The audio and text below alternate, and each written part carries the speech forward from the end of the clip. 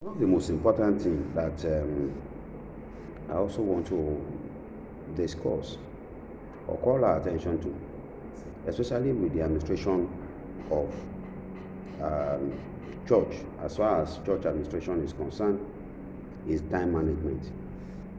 There are a lot of places that sometimes you get to churches that you discover that people have no regard for time.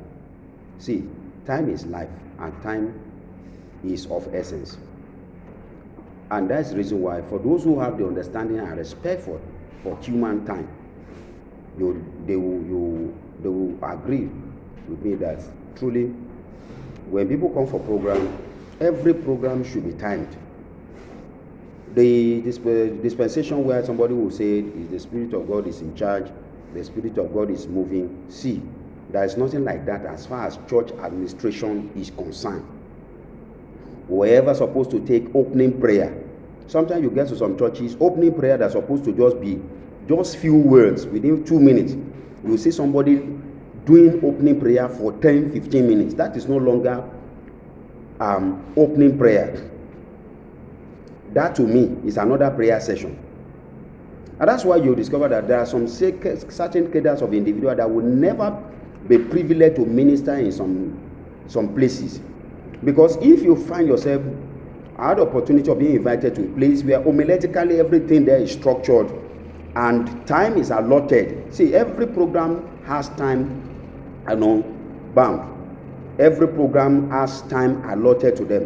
When you are supposed to take an opening prayer for 5 minutes, for the opening prayer for just 2 minutes, and you are still there praying, leading another prayer section, then it shows basically that you don't really know what opening prayer is all about.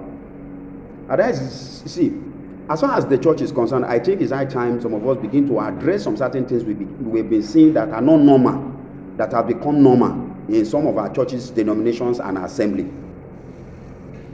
When you are called to do opening prayer is opening prayer. Open the service and leave the place for whoever will be taking another thing. And if you are called to lead praise worship, my friend, praise worship is not the time for you to come. Like sometimes we see some individual, time for them to lead, to take a prayer session. You will now see them, they will just take one or two, and then they will now be saying, I prophesy in the name. Are you a prophet? Are you a prophetess or a prophet? Is that what they call you to come and do? You are called to lead people into praise and worship. And when it comes to praise and worship, the procedure simply is that you start with worship for just some few periods, then from the worships in a gradual, systematic manner now leads to a praise. And then from praise, by the time you've successfully lead the people or led the people to the presence of God, you will now lead them to worship.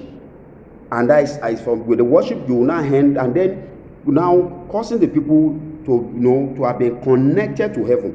But when you don't really have the understanding of all this, that's why you discover that a lot of things goes on in most of our churches.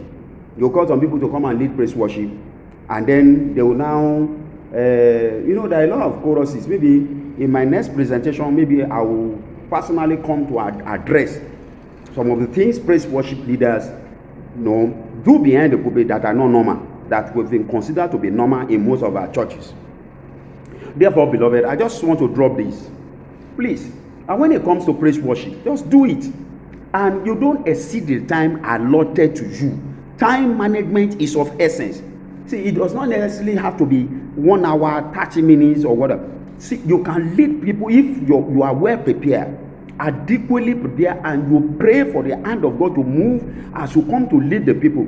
See, with just 5 minutes worship, the presence of God can come mightily. But when you are not prepared, then that is when you now begin to look for choruses, look for words to use or praise worship to use, and then you now begin to lead people locomotively, thinking that by the time you lead them locomotively, then something will happen. That's why you discover that when last have we had thus hear the Spirit of God in most of the worship session, in most of our churches? The reason is because most of our praise worship leaders, they've been disconnected. They don't really even know their responsibility. They don't really even know what is expected of them. Majority of them, they don't even have a time. They don't have a private time with God. No altar time. No time for them to go and seek the face of God for His hand as they come to lead the people of God. And then aside from that, sometimes you have some individual, they will ask them to come and lead the prayer section. Sometimes in some churches it could be 5 minutes, sometimes it could be 10 minutes.